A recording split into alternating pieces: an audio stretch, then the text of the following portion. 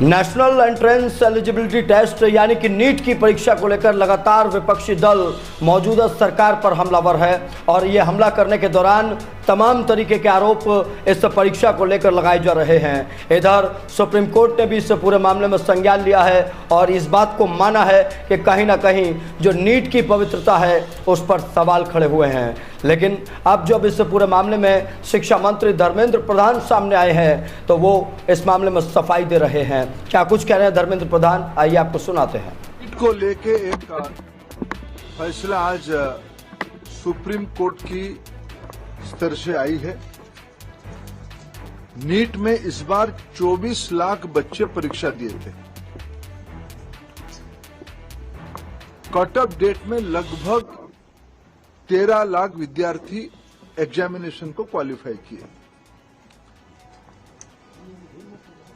4,500 तरीके centre NEET examination के लिए देश भर में होती है। राजेश जी, आप थोड़ा क्वाइट रहिए।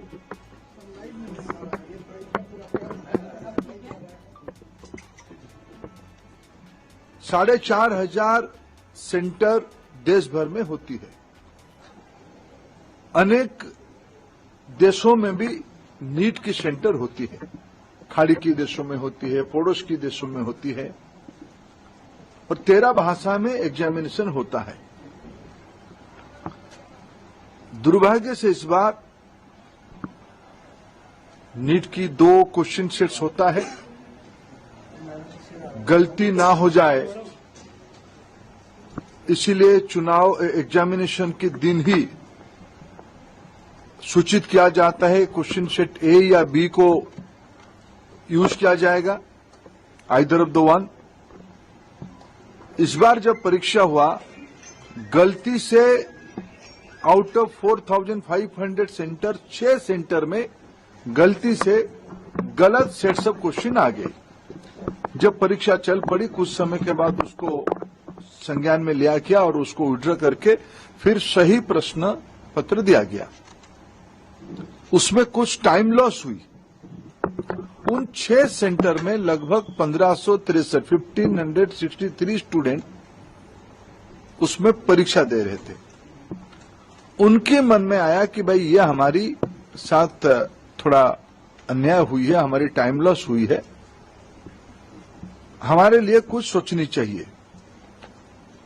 सुप्रीम कोर्ट की एक स्टैंडिंग ऑर्डर है। इस प्रकार की कहीं एंट्रेंस में कुछ विषय आती है तो री एंट्रेंस ना कराते हुए एक एवरेज मार्किंग, ग्रेस मार्किंग की मेथड पे उनको कंपनसेट किया जा सकता है। ऐसे एक सुप्रीम कोर्ट की ऑर्डर है क्लैट की स्टूडेंट्स की क्लैट के एग्जामिनेशन के माध्यम से।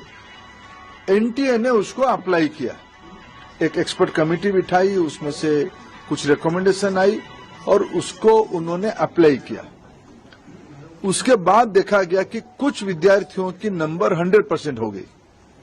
उनकी जो एवरेजिंग किया गया, उनको जो ग्रेस मार्क दिया गया, उसमें कुछ विद्यार्थियों की नंबर 100% हो गई। इसमें भी फिर कुछ लोग कोर्ट पे गए। पहले कुछ लोग कोर्ट पे गए थे कि हमारी टाइम लॉस हुई। कोर्ट ने ऑर्डर दिया तो एनटीए को उसमें एक किस ग्रेस मार्किंग की प्रैक्टिस को अपनाना पड़ा, पद्धति को अपनाना पड़ा। फिर जब ग्रेस मार्किंग में कुछ विद्यार्थियों की नंबर 100% हो गई, तब फिर कुछ लोग कोर्ट पे गए। उस बीच में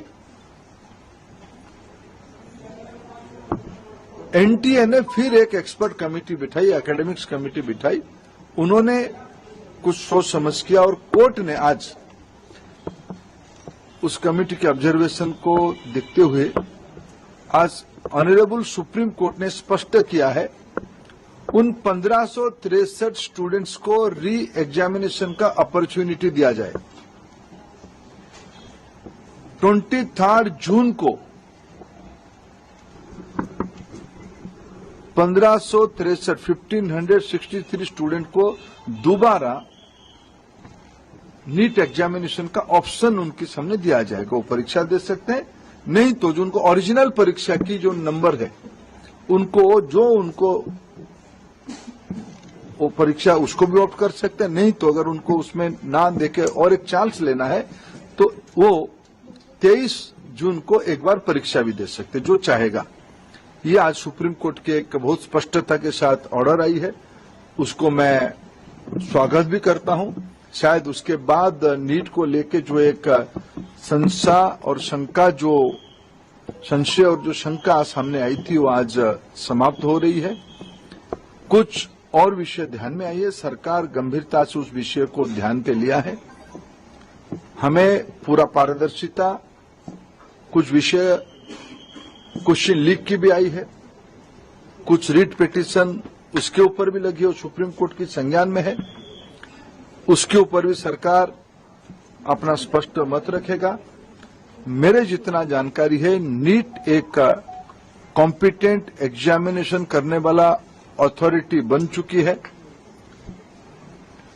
ये जो 3 प्रेस्टिजियस परीक्षा होते हैं, नीट, जेईई और सीयूईटी, इसमें से देश की 50 लाख से ज्यादा स्टूडेंट्स की हर एक साल अभी एग्जामिनेशन हो रहा है। विश्वसनीयता बढ़ी है, इसलिए आने वाले दिनों में सारे प्रकार की शंका संशय को दूर करने के लिए और पारदर्शिता लिया जाएगा और जो लोग उसमें कहीं ना कहीं एक आधा जगह पे कुछ गड़बड़ी करने का कोशिश कर भी रहे होंगे, उनके ऊपर कार्रवाई भी लिया जाएगा।